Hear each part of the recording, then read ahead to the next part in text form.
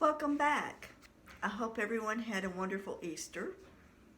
Here in Alabama, it was a bit rough with thunderstorms, tornadoes, flash floods, and at my house we had 3.5 inches of rain. And I am hoping that everyone will keep all the people that were struck by tornadoes and who died in the rash of tornadoes across the South in their prayers today. Today we're going to read chapter 12 of Hot Flash Divas. I'd like to thank everyone who subscribed and who have made comments. The title of today's chapter is Divas to the Rescue. After Todd had left for work the next morning, I checked the bedroom door for damage. There were scuff marks and a slight dent. After I had downed a leftover muffin and coffee, I called the psychologist Gina had recommended and made an appointment. With that task checked off my survival list, I drove to Huntsville. My office building's parking lot was empty due to the holidays, so I pulled into a spot right by the front door.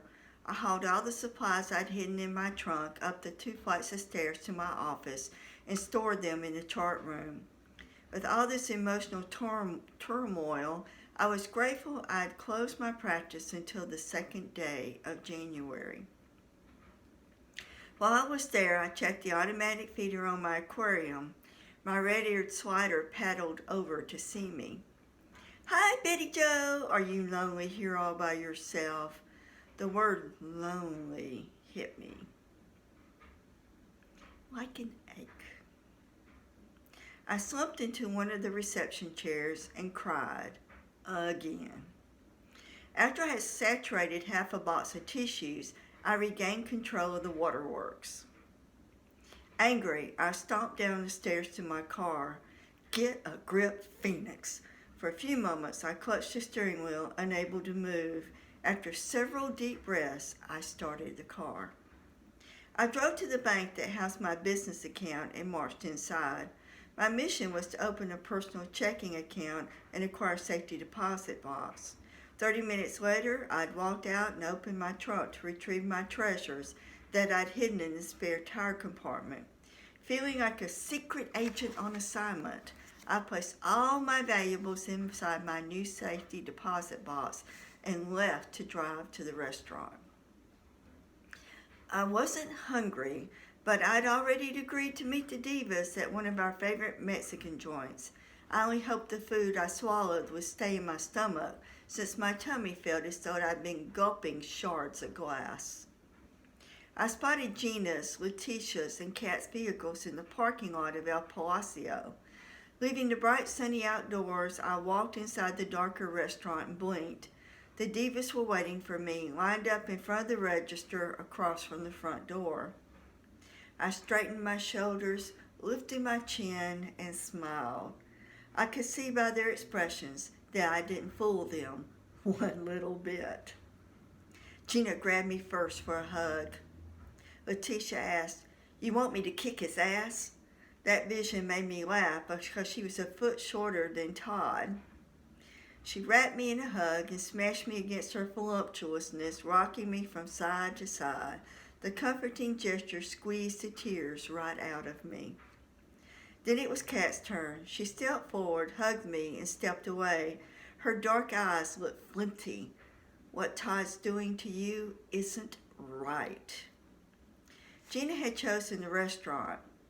A stress eater, she carried 20 extra pounds on her cushy frame, which only served to make her look sexy. She waved her hand toward the bright, gaudy decorations. It's hard as hell to stay sad in a place with this much color and comfort food. I wasn't sure I agreed with Gina's statement, but I was willing to try.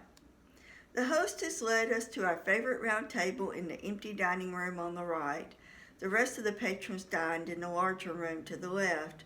Our favorite waitress, Sue, took our order and brought our drinks. We sat and stuffed our faces with chips without saying much. I wasn't ready to talk yet. I could tell the divas were dying to ask questions, but seemed to be waiting for me to start the conversation. A man showed up with plates of food lining both arms, and our waitress unloaded our lunches.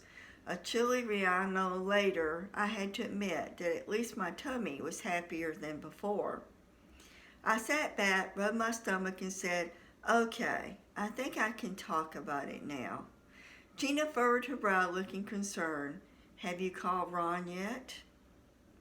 I ran my fingers up and down the side of my sweating plastic glass. "Ron had a cancellation, so I can see him tomorrow." "Good. Promise me you'll follow his guidelines. I'm worried about you." I nodded. "I'm worried about me too." She scooped sauce on a chip. "Did you lock your door last night?" She popped it into her mouth, leaning over her plate to avoid spills. Letitia, who sat to my left, looked up, her taco halfway to her mouth. She put it down and wiped her hands on the napkin in her lap. "What's going on here?" "Spill."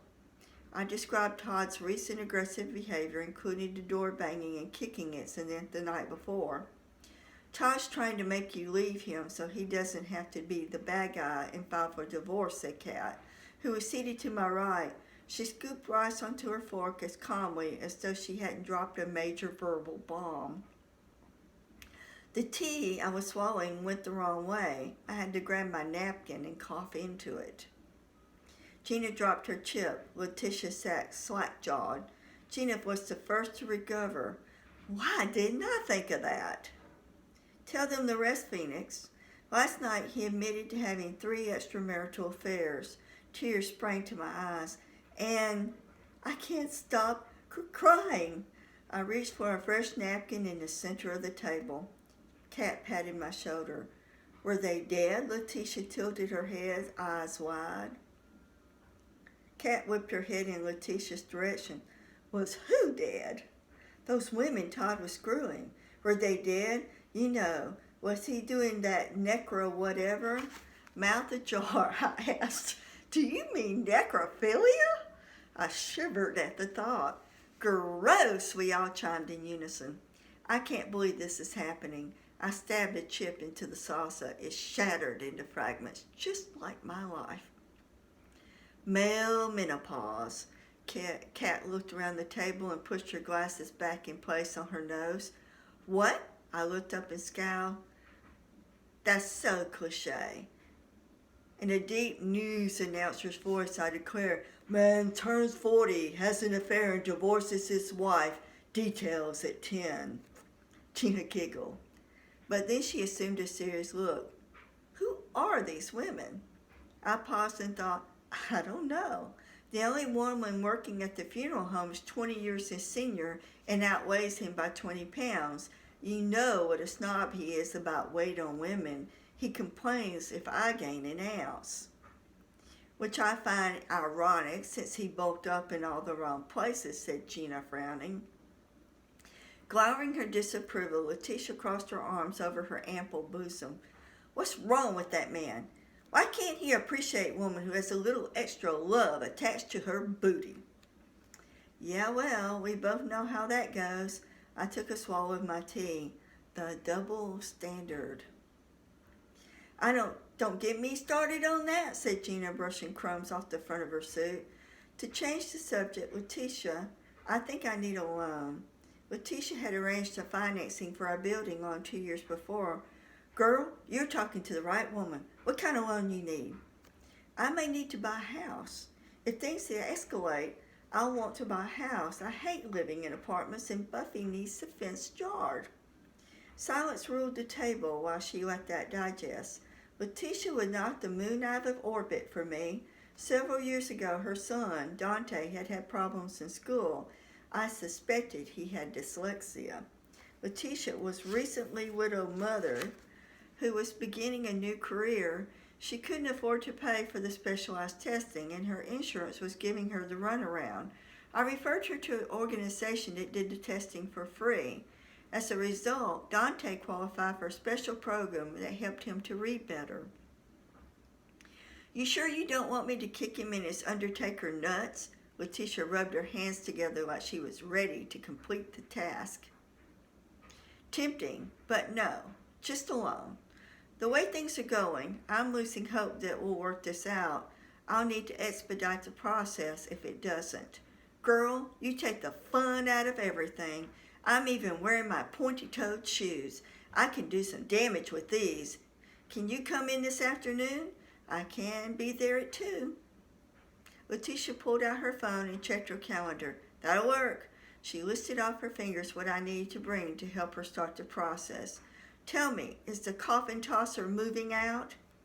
I'd been feeling pretty glum that morning, but Letitia's description of Todd knocked a guffaw right out of me. Everyone else laughed too. He'll probably buy me out, and I plan to use that part of the equity as a down payment. I reached into my purse and pulled out a tissue to dab under my eyes, only these tears were a product of laughter. Letitia handed me a business card.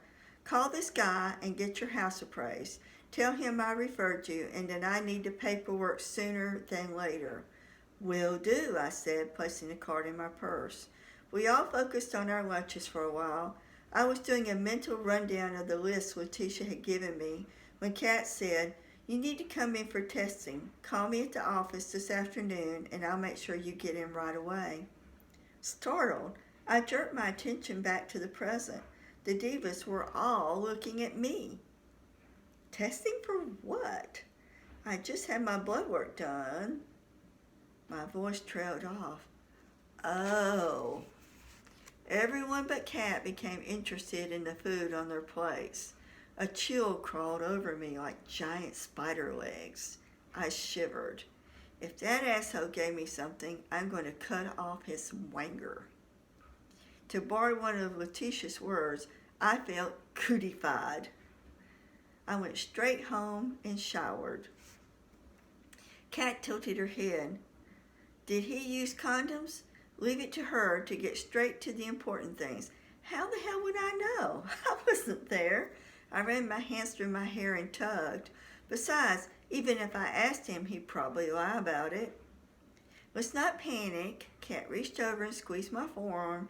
The test will rule out any problems, and then you can stop worrying. Her tone was soothing. What about HIV? Won't I have to wait 6 months and take a second test? I felt bile itching up my esophagus. I swallowed, pushing the burning mess down. Yes, Kat reached over and patted my arm. Don't worry about things that might never happen. Remember, we've got your back. I haven't forgotten how you got me on Dr. Howard's office. When Jack was in trouble, I shuddered to think what might have happened if I was still working a late shift at the hospital. Sniffling, I wiped my eyes and looked at my friends. Thanks, ladies. Y'all are the best. Letitia stiffened. We all looked her way. Her face darkened as she clawed off her sweater. Let me out, she bellowed as her face glistened. Gina rushed to scoot her chair over. Letitia leaped up and raced toward the door. In her headlong flight, she cut off a wide-eyed waiter who was carrying 2 plates of steaming food. She disappeared out the door into the frigid air, sleeveless. Hot flash, said Gina. She dipped a chip into the salsa. Kat glanced toward the door. They've hit her hard since her hysterectomy 3 months ago. The doctors haven't stabilized her hormones yet. And that's the end of the chapter. If you enjoyed it, please like, subscribe, or leave a comment. Those are all welcome. Stay safe, stay healthy, stay well. Hopefully I'll see you tomorrow. Have a great day. Bye.